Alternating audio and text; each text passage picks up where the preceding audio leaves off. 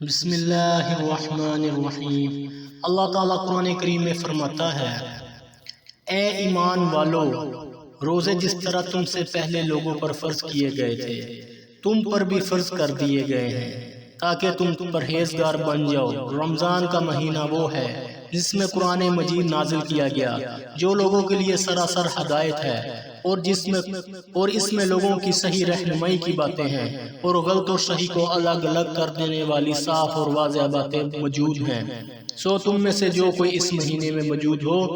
وہ اس پورے مہینے کے روزے ضرور رکھے۔ حضرت سلمان فارسی رضی اللہ تعالیٰ عنہ سے روایت ہے کہ ماہ شعبان کی آخری تاریخ کو رسول اللہ صلی اللہ علیہ وآلہ وسلم نے ہم کو ایک خطبہ دیا۔ اس میں آپ صلی اللہ علیہ وآلہ وسلم نے فرمایا، اے لوگو، تم پر ایک عظمت اور برکت والا مہینہ آ رہا ہے۔ اس مبارک مہینے کی ایک رات شب قدر 1000 مہینوں سے بہتر ہے۔ اس مہینے کے روزے اللہ تعالیٰ نے فرض کیے ہیں اور اس کی راتوں میں بارگاہ خدا بندی میں کھڑے ہونے یعنی نماز تراویح پڑھنے کو نفلی عبادت مقرر کیا ہے، جس کا بہت بڑا ثواب ہے۔ جو شخص اس مہینے میں اللہ کی رضا اور اس کا قرب حاصل کرنے کے لیے کوئی غیر فرض عبادت اللہ کی رضا اور ثواب حاصل کرنے کے لیے افطار کرائے تو اس کے لیے گناہوں کی مغفرت اور آتش دوزخ سے آزادی کا ذریعہ ہوگا اور اس کو روزہ دار کے برابر ثواب دیا جائے گا، بغیر اس کے کہ روزہ دار کے ثواب میں کمی کی جائے۔ آپ صلی اللہ علیہ وآلہ وسلم سے عرض کیا گیا، یا رسول اللہ صلی اللہ علیہ وآلہ وسلم، ہم میں سے ہر ایک کو تو افطار کرانے کا سامان میسر نہیں ہوتا، تو کیا غربا اس عظیم ثواب سے محروم رہیں گے؟ آپ صلی اللہ علیہ وآلہ وسلم نے فرمایا کہ اللہ تعالیٰ یہ ثواب اس شخص کو بھی دے گا جو دودھ کی تھوڑی سی لسی پر یا صرف پانی ہی کے ایک گھونٹ پر کسی روزے دار کا روزہ افطار کرا دے۔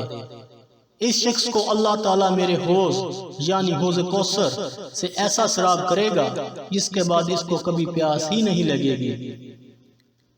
تاکہ وہ جنت میں پہنچ جائے۔ اس کے بعد آپ صلی اللہ علیہ وآلہ وسلم نے فرمایا، جو آدمی اس مہینے میں اپنے غلام و خادم کے کام میں تخفیف اور کمی کر دے گا، اللہ تعالیٰ اس کی مغفرت فرما دے گا اور اس کو دوزخ سے رہائی اور آزادی دے دے گا۔ حضور اکرم صلی اللہ علیہ وآلہ وسلم نے ارشاد فرمایا کہ رمضان کے 3 عشرے ہوتے ہیں۔ اس کا پہلا عشرہ سراسر رحمت کا ہے، درمیانہ عشرہ نزول بخشش کا ہے اور آخری عشرہ تو عذاب سے خلاصی کی دستاویز ہے۔ حضرت ابو ہریرہ رضی اللہ تعالی عنہ سے روایت ہے، انہوں نے فرمایا کہ حضور سید اولین و آخرین رسول برحق صلی اللہ علیہ وآلہ وسلم نے ارشاد فرمایا، جس شخص نے رمضان کے روزے رکھے حالت ایمان میں اور کیفیت احتساب میں، اس کے لیے اس کے پہلے گناہ معاف کر دیے جائیں گے، اور جو شخص رمضان میں عبادات میں مصروف رہے گا حالت ایمان میں اور کیفیت احتساب کے ساتھ، اس کی پچھلی کوتاہیاں معاف کر دی جائیں گی، اور جس شخص نے حالت ایمان اور کیفیت احتساب کے ساتھ شب قدر میں عبادات کی، اس کی گزری کوتاہیاں بخش دی جائیں گی۔ روزہ ایک ایسی عبادت ہے کہ جس کے بارے میں سرکار دو عالم صلی اللہ علیہ وآلہ وسلم کا ارشاد مبارک ہے کہ اللہ تعالیٰ فرماتا ہے، روزہ میرے لیے ہے اور اس کا اجر بھی میں خود ہی دیتا ہوں۔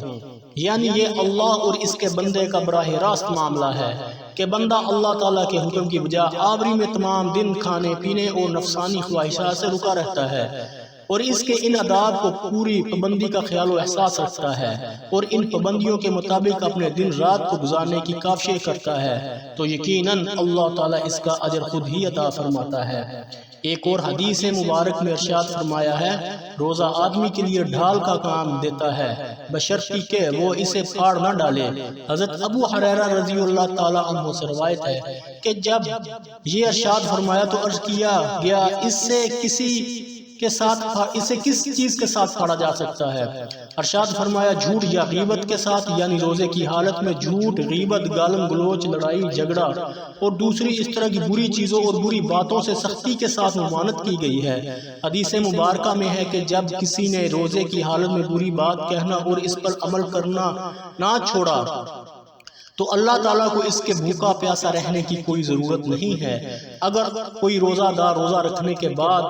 فسق و فجور، لڑائی جھگڑا، گالم گلوچ، فحش گوئی یا دوسری اس طرح کی باتوں سے نہیں رکتا تو یہ اس کا روزہ